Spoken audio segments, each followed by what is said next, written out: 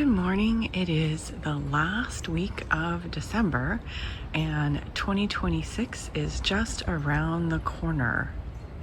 It is currently 44 degrees. This morning started off at 33, so it's been getting a little cold, and we have been getting regular atmospheric rivers.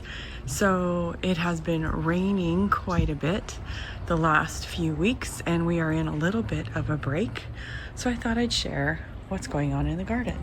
I've been trying to clean things up a little bit as the days have moved along, but of course more and more stuff keeps getting knocked out of the trees as we move through these storms. Overall, the garden is looking okay. Much more stuff needs to be cut back. It's not quite looking all that great right now. I did a little cleaning out of the flower box a week or two ago, but overall, I think it needs a good reset. The soil has dropped substantially again, and of course, I've pointed out that the garra is too big for the space, and I need to determine whether or not I want to keep this clematis here. And it does need to be cleaned up. The petunias I planted, I think, need to come out. I'm just going to reset for next year in here. So that needs to be cleaned up. It's also been through quite a bit with the wind and everything. Some of the plants have gotten blown over. For the circle garden, I think I'm going to go ahead and pull all the lemon coral sedum out. I don't feel like it came back very nicely this last year, even though I guess they are supposed to be perennial. Maybe this area is just too wet. So if I do them again, I will purchase brand new. Oh, look at that. Looks like there might be babies that started of the lemon coral sedum right here on their own. For this wave here, I plan to put something real pretty. I don't know what. I got a gift card from Proven Winners Direct for Christmas, so I'll probably get something from Proven Winners. The Superbina Sparkling Amethyst came back last year, but it wasn't quite as pretty. It started off nice, but it kind of trailed off or kind of fizzled a little as the summer continued. So I'm going to see if this comes back again for 2026, and if it fizzles faster, I'm going to go ahead and pull it out. It just might not be a good reblooming perennial, even though it can come back.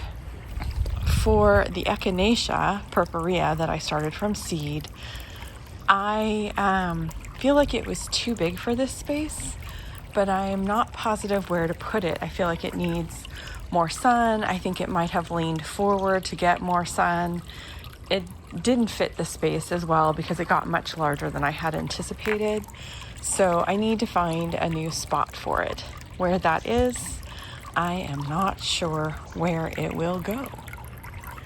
For the backyard orchard, I have some plans. I haven't cut this back yet, but I'm going to probably trim it back pretty severely because the branches were too weak to handle some of the weight of the fruit, and I had several snap. For example, this one here isn't fully snapped, but it did break, and I need to remove this one. The O. Henry peach and the cotton candy apiarium both need their winter treatments of copper spray and fungicide, so I'll be doing that soon. I probably should have done at least one, but it's been too wet and rainy to do that since we've had all the rainstorms.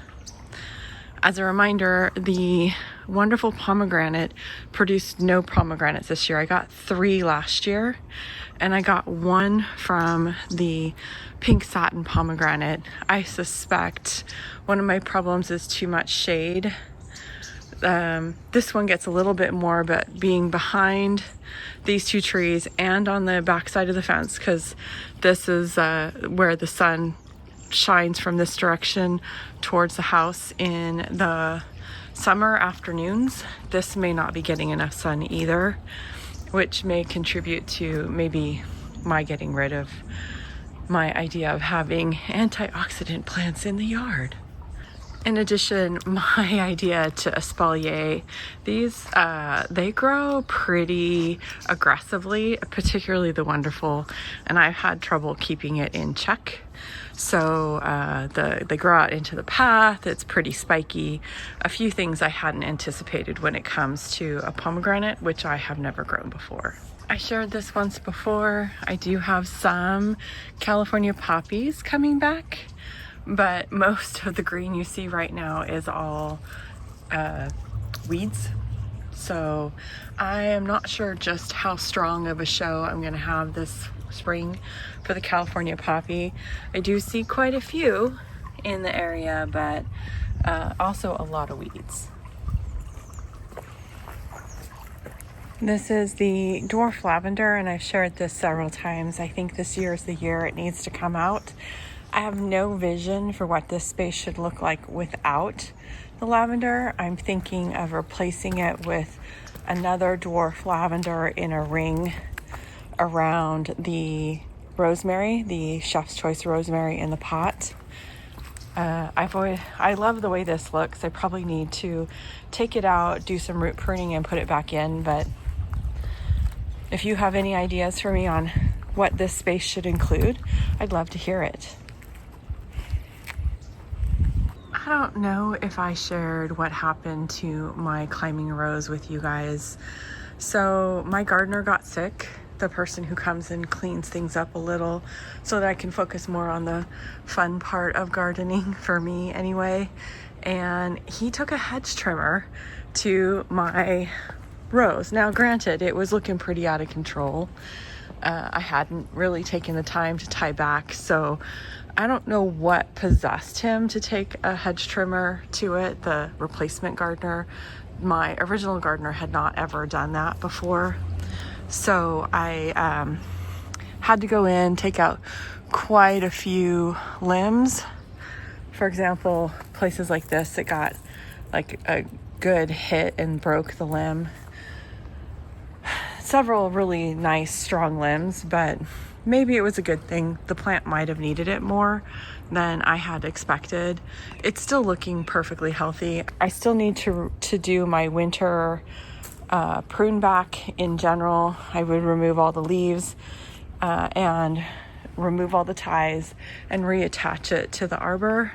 As I move through the rest of the winter months, I'm going to continue to try and clean up the garden and get some of the dead stuff removed and cut things back.